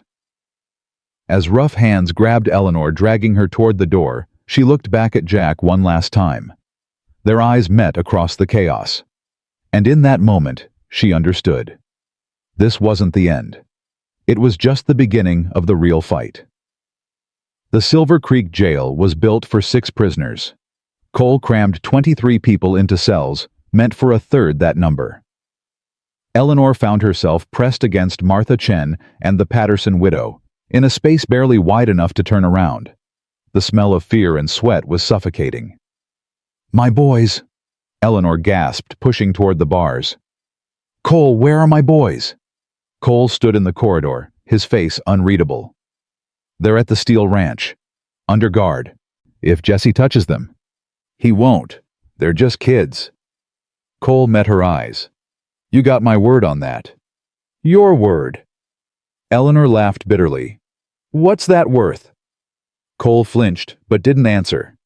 He walked away, leaving them in darkness, broken only by a single lamp. Jack was in the cell across from her. Eleanor could see him through the bars, his injured shoulder pressed against the wall, his face tight with pain and fury. "We walked right into it," Sam Tucker said from somewhere in the darkness. "Jesse knew we were meeting, knew exactly where to find us." "Someone talked," Frank Miller added. "Or Jesse's just smart." Jack's voice was low. "He's been doing this for years. He knows how people think, knows how to stay ahead." "So what do we do now?" Reverend Silas asked. "We wait," Jack said. "See what Jesse's next move is." They didn't have to wait long. At dawn, Cole returned with Jesse Dalton himself. Jesse looked fresh and well-rested, like a man who'd slept sound knowing his enemies were caged. "Good morning," Jesse said pleasantly. "I trust you all had an uncomfortable night." That was the point. "What do you want, Dalton?" Jack asked. "I want peace. I want this town to go back to being productive instead of festering with rebellion." Jesse walked along the cells, looking at each face. "But most of all, I want you people to understand something. I own Silver Creek, the land, the businesses, the law. You can't fight me because there's nothing to fight. I am this town." "You're a murderer," Eleanor said. Jesse stopped in front of her cell. Still clinging to that story, Mrs. Harrison, even now. "It's not a story, it's truth. Truth is what people believe. And right now, everyone in Silver Creek believes you people tried to kill me last night." Jesse pulled out a piece of paper. "I have 12 witnesses who saw Jack Steele riding toward my house, saw him fire shots through my window, saw him flee when my guards returned fire." "That's a lie," Eleanor said. "Jack was with us all evening." "Can you prove that with witnesses who aren't currently in jail for conspiracy?" Jesse smiled. "I didn't think so." Jack stood slowly, gripping the bars with his good hand. "What's your game here, Jesse? You got us locked up. You won. What else do you want?" "I want confessions, from all of you." Jesse gestured to Cole, who produced more papers. "You're going to sign statements saying you conspired to sabotage my businesses and attempted to murder me. Then you're going to apologize publicly. After that, we'll discuss sentencing. And if we don't sign, Sam Tucker challenged, then you hang, all of you, for attempted murder of a prominent citizen. Jesse's voice went cold. I'll make it quick, merciful. Your families won't suffer, but you will die. The silence that followed was crushing. Eleanor looked around at the frightened faces, at Martha Chen's tears, at Reverend Silas's bowed head, at the ranchers and shopkeepers who'd found courage for one night and were now paying for it. I'll sign, Frank Miller said suddenly. I got a wife and son. I can't hang. Frank, no. His wife Beth started. I have to. Frank's voice broke. I'm sorry, but I have to. Anyone else? Jesse asked. One by one hands rose. The Patterson widow, 2 of the ranchers, Joe Peterson. Within minutes, half the prisoners had agreed to sign. Jesse nodded, satisfied. Cole will bring the papers. You'll sign. You'll go home.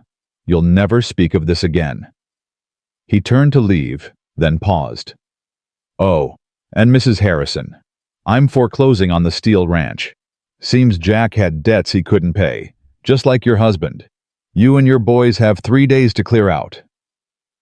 Eleanor's world tilted. You can't do that. I already did. The papers are filed. The law is on my side. Jesse looked at Jack. I told you to take my offer, Steele. Now you lose everything. He walked out. Cole stayed behind distributing papers to those who'd agreed to sign. Eleanor watched them one by one put their names to lies, watched the resistance crumble before it could even begin. Don't judge them, Martha Chen said quietly. They got people depending on them. So do I, Eleanor replied. My boys are out there alone. They're not alone. They got each other. Eleanor gripped the bars until her knuckles went white. Across the corridor, Jack sat with his head in his hands. He looked defeated, broken, like a man who'd finally run out of fight. Jack, Eleanor called softly. He didn't respond. Jack, look at me. Slowly he raised his head. His eyes were hollow. Don't give up, Eleanor said. Please, not now. What's the point, Ellie? He won. We lost. It's over. It's not over until we say it is. Look around. Jack gestured at the cells. Half these people are signing confessions. The other half will by noon. Jesse's got us beat. Then we find another way. There is no other way. Jack's voice was raw. I should never have brought you into this. Should never have made you believe we could win. You gave us hope. I gave you false hope. And now you're going to pay for my arrogance. Jack stood moved to the bars between their cells. I'm sorry, Ellie, for all of it. Before Eleanor could respond, a commotion erupted outside, shouting, the sound of horses, gunfire. Cole ran from the office, gun drawn. What the hell? The jail door exploded inward. A man stood in the doorway, silhouetted against morning light.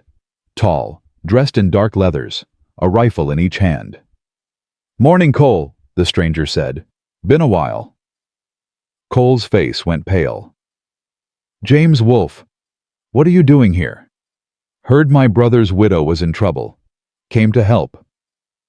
James stepped inside, and Eleanor got her first clear look at him. He had Daniel's eyes, Daniel's jaw, but where her husband had been gentle, this man was all edges and violence. Your brother, Eleanor whispered. James looked at her through the bars. Daniel Harrison. He was my little brother. We got separated as kids. Took me 15 years to track him down. His voice roughened. Got here 3 weeks too late. You're too late now, too, Cole said. These people are under arrest. You can't just... James shot the lock off Eleanor's cell. The sound was deafening in the enclosed space. Can't I... He moved to Jack's cell next, shot that lock too, then started on the others. James, stop! Cole leveled his gun. I'll shoot you. Go ahead. James didn't pause. But you'll have to explain to Jesse how you let his prisoners escape. Think he'll forgive that? Cole's hand shook. Eleanor saw the conflict in his face. Duty versus survival. Finally, he lowered his gun. You got 5 minutes, Cole said. Then I'm raising the alarm. Fair enough? James finished with the locks. Prisoners poured out. Anyone who wants to live, follow me. Anyone who wants to stay and sign Jesse's lies, that's your choice. Nobody stayed. They ran through Silver Creek's back streets. James led them to the edge of town, where a dozen horses waited already saddled. Where did these come from? Jack asked. Friends. James swung onto a black stallion. Daniel wrote me letters before he died. Told me about Jesse, about the silver, about everything. I've been watching this town for 2 weeks, building allies. What kind of allies? Eleanor asked, as James pulled her onto his horse behind him. The kind Jesse made enemies of. Fired workers, displaced ranchers, people with grudges and nothing left to lose. James spurred his horse forward. We're taking you somewhere safe. Then we're going to finish what Daniel started. They rode hard for an hour. When they finally stopped, Eleanor was disoriented. They were in the foothills east of Silver Creek, in a valley she didn't recognize. But as they crested a rise, she saw why James had brought them here. A camp. 20, maybe 30 people. Tents. Cookfires. Weapons stacked in orderly rows. Sweet mercy, Martha breathed. What is this? This is the real resistance, James said. Been building it since I got to Wyoming. Every person here lost something to Jesse Dalton. Every person here wants justice. Jack dismounted, staring at the camp. You've been planning this the whole time. Not the whole time. Originally, I just wanted to kill Jesse myself. James helped Eleanor down. But then I heard about your meeting last night. Figured you people might be useful. Useful how? Sam Tucker demanded. As witnesses. As martyrs, if necessary. James's tone was cold. I don't care which. I just want Jesse Dalton dead. Eleanor stepped forward. That's not justice. That's murder. Call it what you want. James met her eyes. My brother is dead. Your husband is dead. I'm not walking away until someone pays for that. Then you're no better than Jesse. Maybe not, but I'll sleep fine afterward. The camp stirred. A woman emerged from the largest tent. She was middle-aged, hard-faced, with a rifle slung across her back. This them? She asked James. Yeah, they'll need food, water, medical attention for the wounded. The woman nodded. I'm Sarah Mitchell. Lost my husband and 2 sons to Jesse's mine. Cave-in, they said, was an accident. Wasn't. She looked at the bedraggled prisoners. You folks are welcome here long as you're willing to fight. Fight how? Reverend Silas asked. However it takes. Sarah's voice was iron. Jesse Dalton's been terrorizing this territory for a decade. Law won't stop him. God won't stop him. So we will. Eleanor looked around at this army of the dispossessed. At faces marked by loss and rage. At people who'd been pushed so far they'd become dangerous. This is wrong, she said. If we do this, we're starting a war. War's already started, James replied. We're just fighting back. Jack moved to Eleanor's side. He's right, Ellie. Jesse made this a war the first time he ordered a man killed. We're just acknowledging reality. Reality is my boys are still at your ranch with Jesse's guards watching them. Eleanor's voice rose. Reality is, if we attack Jesse, he'll kill them. Kill them to hurt me, to hurt you, to prove he can. James's expression shifted. Daniel's boys. I didn't think. That's the problem. You're not thinking. You're just reacting. Eleanor looked at the assembled people. All of you. You want revenge so bad you can't see past it. But revenge won't bring back your loved ones. Won't undo what Jesse did. It'll just make more widows. More orphans. So what do you suggest? Sarah Mitchell challenged. We just let Jesse win. I suggest we be smart. Eleanor turned to Jack. You said Jesse's operation depends on 3 things. Bank, mine, reputation. We don't have to kill him. We just have to destroy those 3 things. How? Jack asked. The bank first. We don't spread rumors. We create a run. Get every depositor to withdraw their money on the same day. Jesse can't cover that. The bank fails. Martha stepped forward. I can help with that. I know half the depositors in Silver Creek. Tell them the bank's in trouble, they'll panic. Then the mine. Eleanor looked at James. You said you got fired workers in this camp. They know the operation, know the weak points, sabotage it. Not enough to hurt anyone, just enough to shut it down. James nodded slowly. I got 3 men who work the explosives. They can seal the main shaft, take weeks to clear. And his reputation? Sarah asked. We expose him, not just to Silver Creek, but to the territorial government, to newspapers, to everyone. Eleanor's mind raced. Jack's got evidence, documents, testimony. We send it everywhere. Make Jesse Dalton's name poison. Jack pulled the folded papers from his coat. Somehow he'd kept them through the arrest. It might work, if we coordinate it right, hit all 3 at once. When? James asked. Tomorrow. Jesse thinks we're beaten, thinks we're scattered and hiding. He won't expect us to strike back this fast. The camp went quiet. Eleanor could see people calculating odds, weighing risks, trying to decide if this crazy plan was their best hope or their death sentence. Finally, Sarah Mitchell spoke. I'm in. Someone gives me a chance to hurt Jesse Dalton without becoming a murderer. I'll take it. Others nodded. Agreement rippled through the camp. Not everyone, but enough. James studied Eleanor for a long moment. Then he said, You got Daniel's spine. He'd be proud. Don't. Eleanor's throat tightened. Don't talk about Daniel like you knew him. You weren't there when he needed you. No, I wasn't. That's my regret to carry. James looked away. But I'm here now, for what it's worth. Eleanor wanted to hate this man, this stranger who shared Daniel's blood but not his heart. But she saw genuine pain in his face, genuine need to make things right. Help us get my boys back safe, she said. Do that, and you can start making up for lost time. James met her eyes, nodded once. Deal. The rest of the day passed in frantic planning. Martha rode back to Silver Creek with 2 others spreading word about the bank's instability. James's explosives men prepared charges for the mine. Jack wrote letters to every newspaper and government office in Wyoming Territory, detailing Jesse's crimes with cold precision.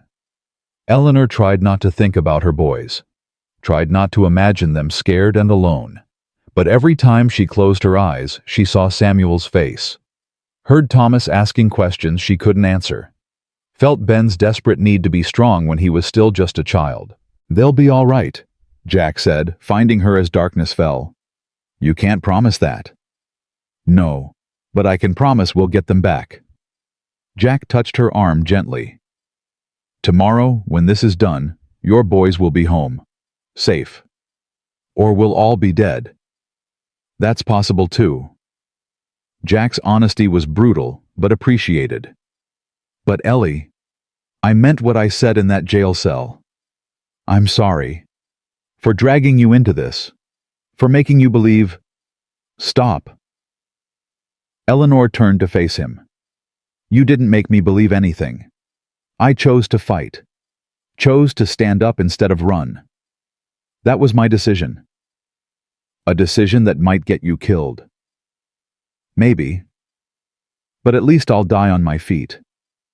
Eleanor paused. Jack, what you told me about your past. About Clara and Lily.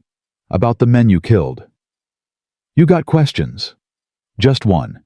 Do you regret it? Any of it? Jack was quiet for a long time. I regret not being home when my family needed me. Regret drinking instead of riding. Regret a lot of the men I killed who maybe didn't deserve it. He looked at her. But I don't regret becoming a marshal.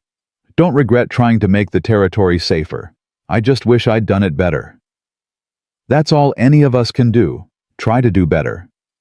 Eleanor squeezed his hand. Tomorrow we do better. We get my boys back. We stop Jesse. We do it right. Jack nodded. Then he did something unexpected. He pulled her close, wrapped his good arm around her. Eleanor stiffened, then relaxed into the embrace. It wasn't romantic, wasn't even particularly gentle. It was just two broken people holding each other up before a storm. "Thank you," she whispered. "For what?" "For not running. For staying. For being better than you think you are." Jack didn't answer, just held her tighter. Across the camp, James Wolfe watched them. His face was unreadable. When Eleanor caught his eye, he nodded once. Some kind of approval or understanding. Then he turned and walked into the darkness, checking weapons with his men. Eleanor pulled back from Jack. "Tomorrow," she said. "Tomorrow," he agreed. Neither of them slept that night. Neither could. They sat by the fire with the others, watching flames dance, waiting for dawn and whatever it would bring. Somewhere in the darkness, Jesse Dalton slept soundly in his comfortable house. Tomorrow he would wake to find his empire crumbling, his bank failing, his mind destroyed, his reputation in ashes, if they succeeded. If they didn't, tomorrow would see them all dead or back in chains. Eleanor looked at the faces around the fire. At Martha Chen and Sarah Mitchell, at Reverend Silas holding his Bible like a shield, at Sam Tucker sharpening a knife with hands that shook, at all the people Jesse had broken who were finding strength in each other. "We're going to win," she said suddenly. Everyone looked at her. "We're going to win because we have to. Because our children are watching. Because the people Jesse killed are watching. Because if we don't win, then everything they suffered was for nothing." Eleanor stood. "Tomorrow we take back Silver Creek. Not with violence, not with revenge, with truth. And truth is stronger than any gun." Jack stood beside her, then Martha, then Sarah. One by one the camp rose, united, determined, ready. And in that moment, Eleanor finally understood something Daniel had tried to tell her before he died. That hope wasn't about believing things would work out. Hope was about choosing to fight even when you knew they might not. Tomorrow they would fight, and whatever happened, they would do it together. Dawn broke cold and clear. Eleanor woke to find half the camp already moving. James Wolfe was giving orders, distributing weapons, checking supplies. Jack stood apart, his injured shoulder freshly bandaged, staring toward Silver Creek. "It's time," Sarah Mitchell said, approaching Eleanor. "You ready?" Eleanor thought of her boys, of Daniel, of everything that had led to this moment. "Ready as I'll ever be." The plan was simple. 3 groups, 3 targets, all hitting at the same moment. Martha and her team would start the bank run at 10 o'clock sharp. James and the miners would seal the main shaft at the same time. And Jack, Eleanor, and a small group would ride straight to Jesse's house to retrieve the boys and deliver the evidence to the territorial marshal who Jack had secretly sent for 2 days ago. If everything went right, Jesse would be drowning in chaos by noon. If anything went wrong, they'd all be dead by sunset. "Stay close to me," Jack told Eleanor as they prepared to ride. "When we get to my ranch, let me go in first. Those are my boys. And they need their mother alive." Jack's voice was firm. "Jesse's men are watching that house. They see you, they might panic. Do something stupid. Let me talk to them first." Eleanor wanted to argue, but knew he was right. "Fine, but if anything happens..." "Nothing's going to happen." Jack mounted his horse. "Trust me." The ride to Silver Creek took 30 minutes. They approached from the east, staying off the main roads. James split off with his team heading for the mine. Martha had left hours earlier to be in position. That left Eleanor, Jack, Sam Tucker, and 3 of Sarah's people, 6 against whatever Jesse had waiting. They reached the Steele ranch just after 9.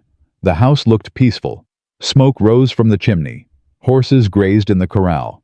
But Eleanor saw movement in the windows, saw the glint of rifle barrels. 4 men inside, Jack said quietly. Maybe more in the barn. How do we do this? Sam asked. We walk up to the front door and knock. Jack dismounted. Eleanor, stay mounted. If shooting starts, you ride for the Marshal's office in town.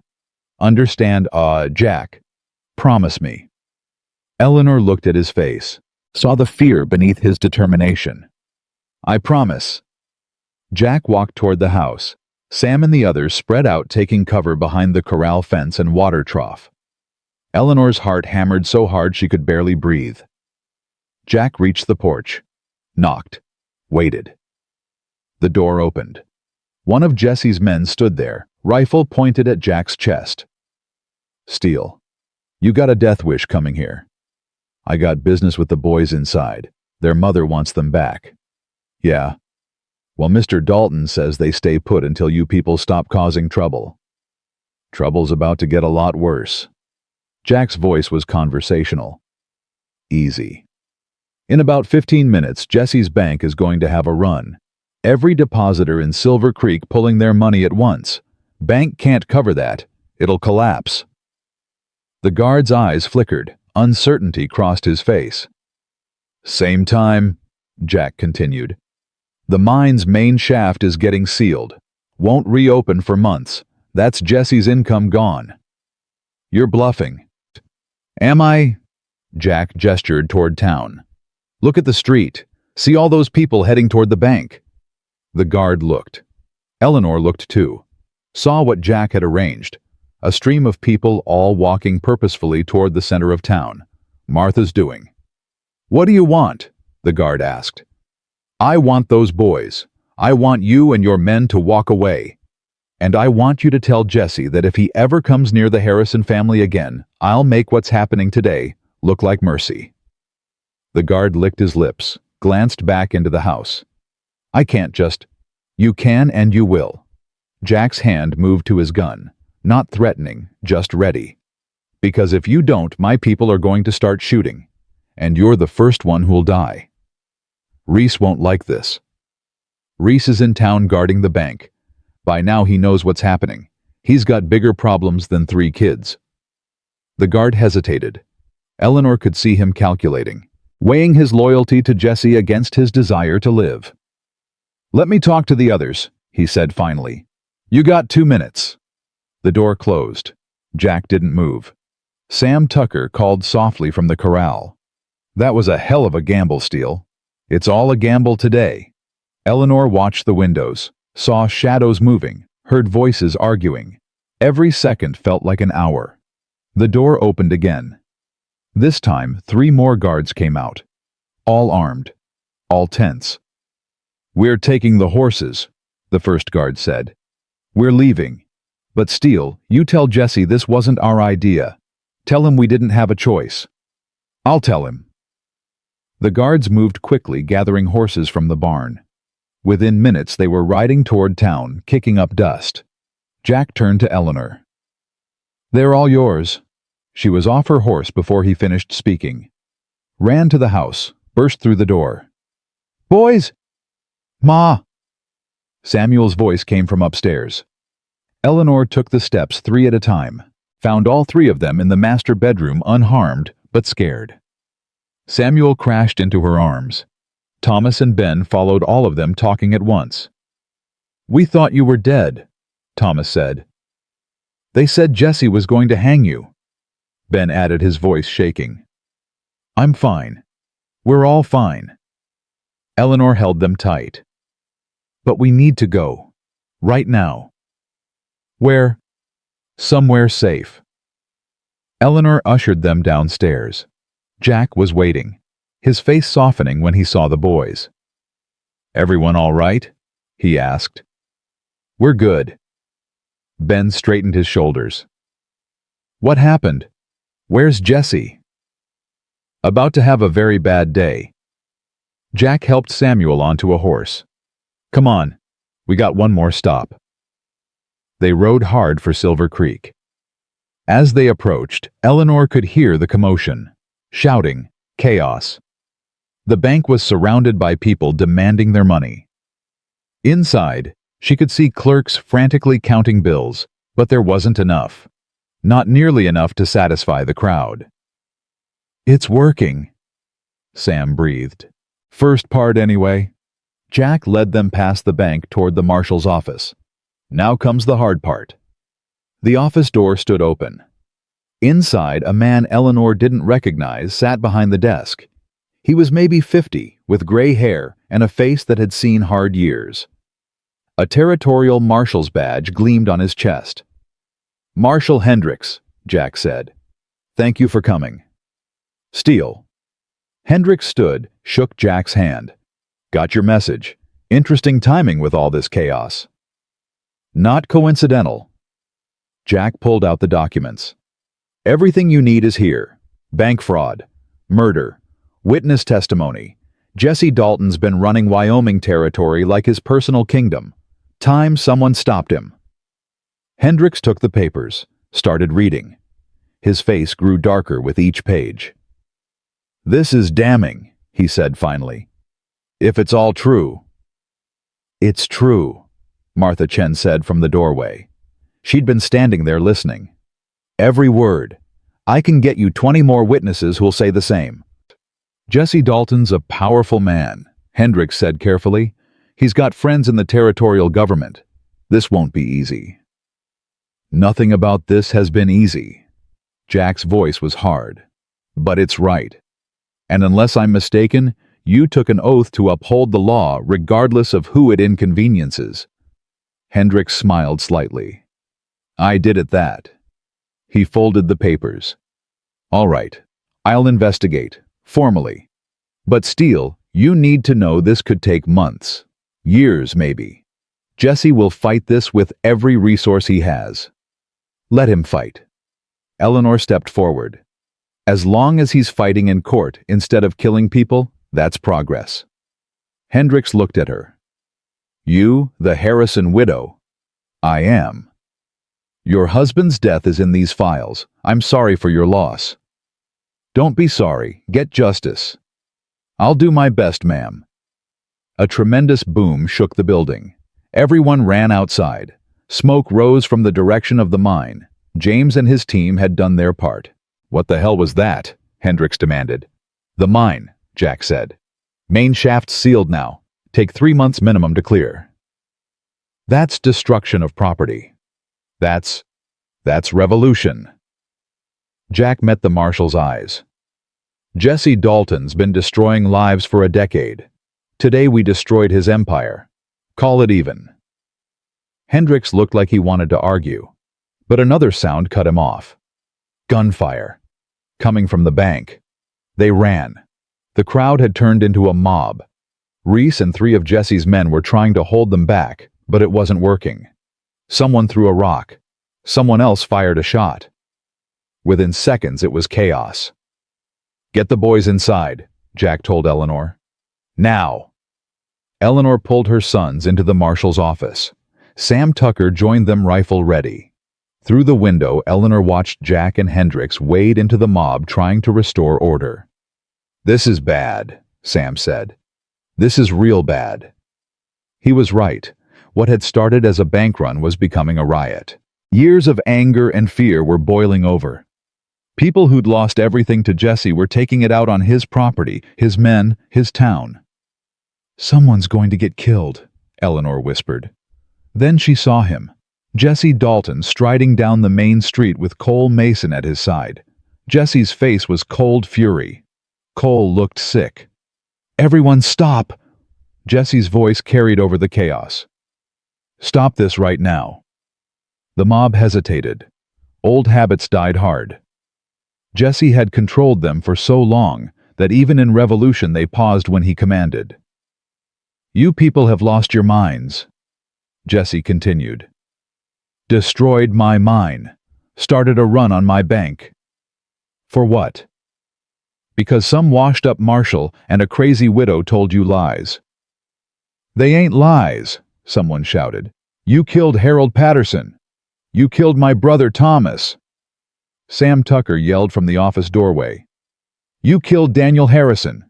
Eleanor said, stepping out despite Jack's protest. You murdered him and stole his land. Jesse's eyes found her. I built this town, gave all of you jobs, homes, a future. And this is how you repay me. You built this town on corpses, Eleanor replied. On fear, on blood money. That's not a future. That's just another kind of death. Eloquent words from a woman who has nothing.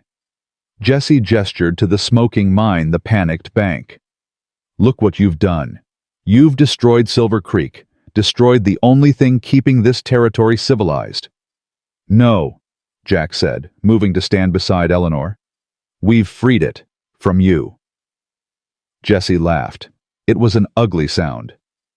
You think this is freedom? Wait until the money runs out, until the jobs disappear, until everyone here realizes they've traded prosperity for poverty. He looked at the crowd. Is that what you want? To go back to scratching in the dirt like animals? Better than living on our knees, Martha Chen said. Others echoed her. The crowd's resolve was hardening. Eleanor saw Jesse realize he was losing them, saw desperation flicker across his face. Cole, Jesse said quietly. Arrest them. All of them. Start with Steele and the Harrison woman. Cole didn't move. Cole, I gave you an order. No. Cole's voice was barely audible.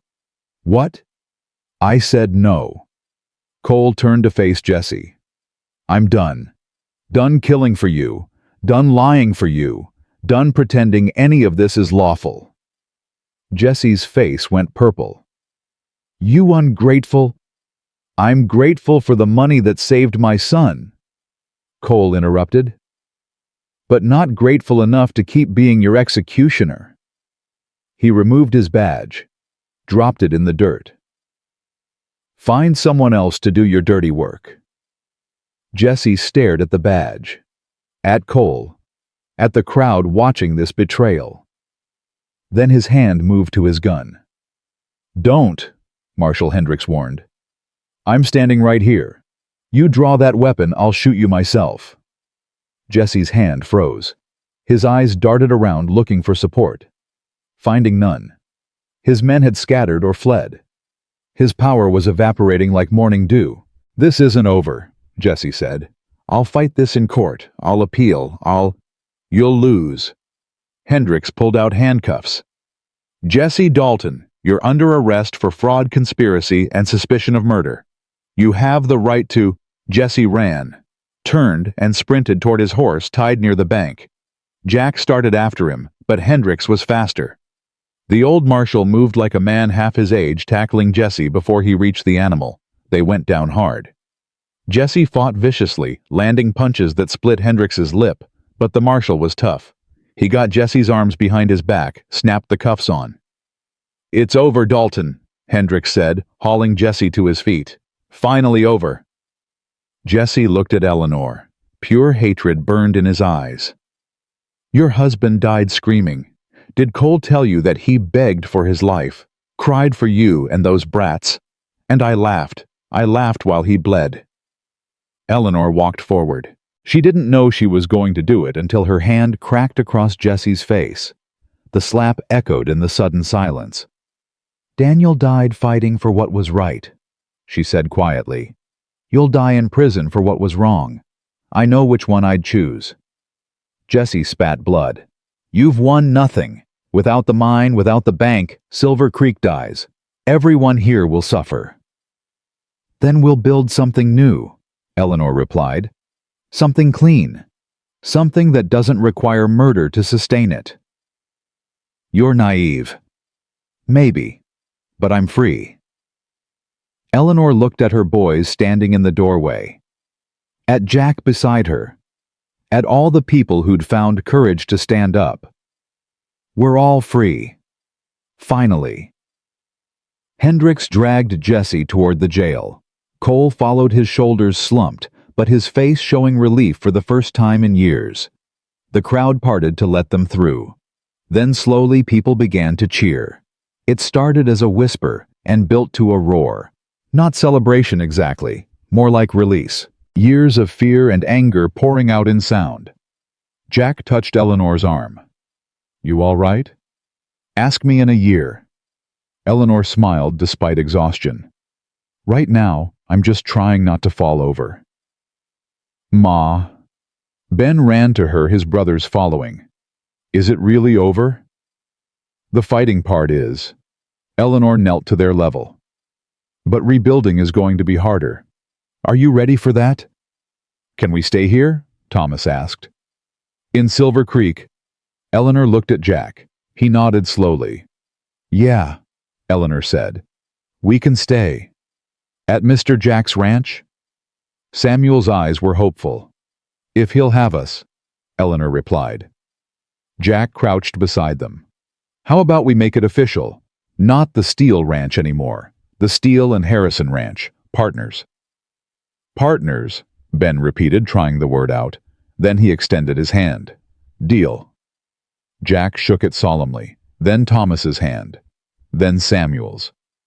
The little boy held on longer than necessary, and when Jack looked at him, Eleanor saw tears in the man's eyes. "We'll make it work," Jack said, his voice rough. "All of us together." "Together," Eleanor agreed. The crowd began to disperse. People drifted back to their homes, their businesses, their lives. Silver Creek had changed in the span of a single morning. The bank would reopen eventually under new management. The mine would be cleared and reopened under safety regulations and fair pay. Jesse Dalton's empire was broken. But the real work was just beginning. Martha Chen approached, her face showing exhaustion and relief. "That was something. Never thought I'd see the day." "None of us did," Eleanor replied. "What happens now?" Martha asked. "With Jesse on trial, with everything changing, we rebuild." Jack straightened. "Make this town what it should have been from the start. A place where people can live without fear, where justice means something." "That's a tall order." "Good thing we got time." Jack looked at Eleanor. "And good people to help." James Wolfe materialized from the crowd. He'd stayed back during the confrontation, but Eleanor saw him now, saw Daniel's features in his face. Her throat tightened. "The mine's sealed tight," James reported. "My men did good work. Jesse won't get production back for months." "Thank you," Eleanor said. James nodded. Then he looked at the boys. "You must be Daniel's sons." Ben stepped forward. "Benjamin, this is Thomas and Samuel." "You look like your pa." James's voice caught. "All of you." "Did you know him?" Thomas asked. "Our pa." "When he was young. Before life separated us." James knelt. "He was a good man. The best I knew. I'm sorry I wasn't here to help him. To help you." "You're here now," Ben said simply. James smiled. It was a sad expression, but genuine. "Yeah, I am." He stood. "I'll be staying in the territory. Got nowhere else to go. Maybe we could, I don't know, get to know each other." Eleanor saw the hope and fear warring in his face. Saw a man trying to connect with the family of a brother he'd barely known. "We'd like that," she said. Relief flooded James's features. "Thank you." He tipped his hat and walked away. Eleanor watched him go, wondering what Daniel would think of all this. Of his brother coming back. Of Eleanor finding help in a broken Marshal. Of their sons learning to shoot and fight. Would Daniel approve? Would he understand? He'd be proud. Jack said quietly, reading her thoughts. "Of what you did, how you fought, how you protected your family." "How do you know?" "Because I'm proud, and I barely knew him." Jack paused. "Daniel was a good man who saw evil and stood against it. You did the same. That's his legacy living on in you."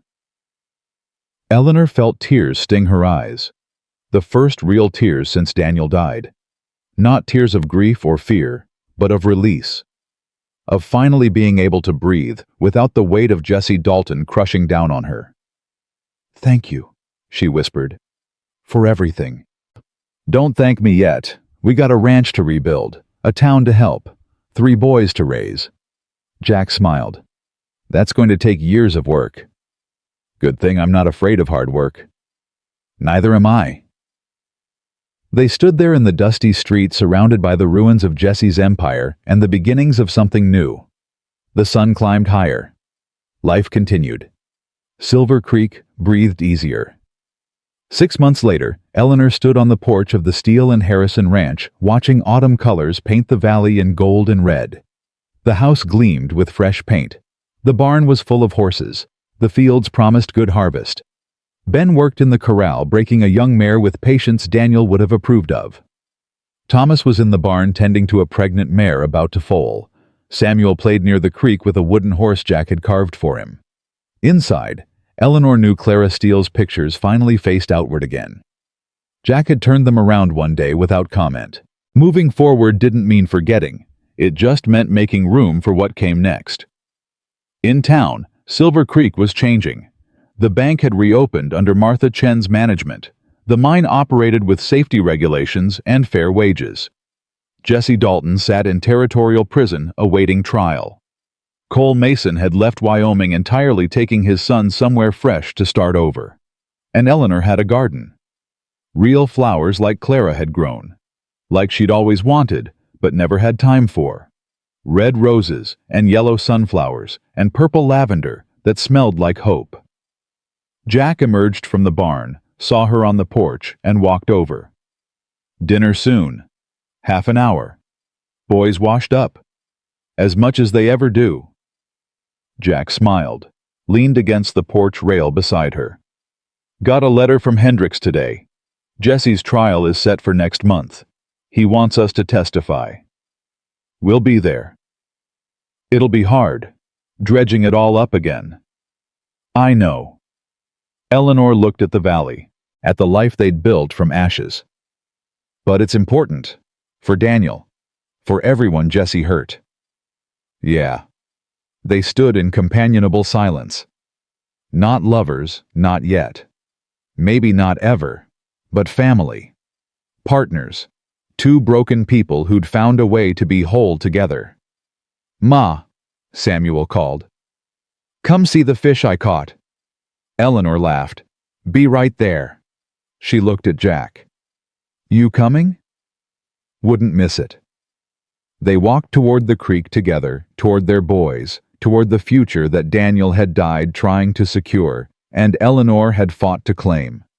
Behind them, the sun set on Silver Creek, painting everything gold. And in that light, Eleanor finally understood what Daniel had known all along. Home wasn't a place. It was the people you fought for, the ground you defended, the future you built from the rubble of the past. It was 3 boys growing strong. It was a man learning to forgive himself. It was a woman discovering she was braver than she knew. Home was here now, in this valley where she'd lost everything and found something worth more than she could have imagined. Home was the sound of her son's laughter, the weight of honest work, the promise of tomorrow, earned through the courage of today. And Eleanor Harrison, widow, no more stood in that golden light and chose to be happy.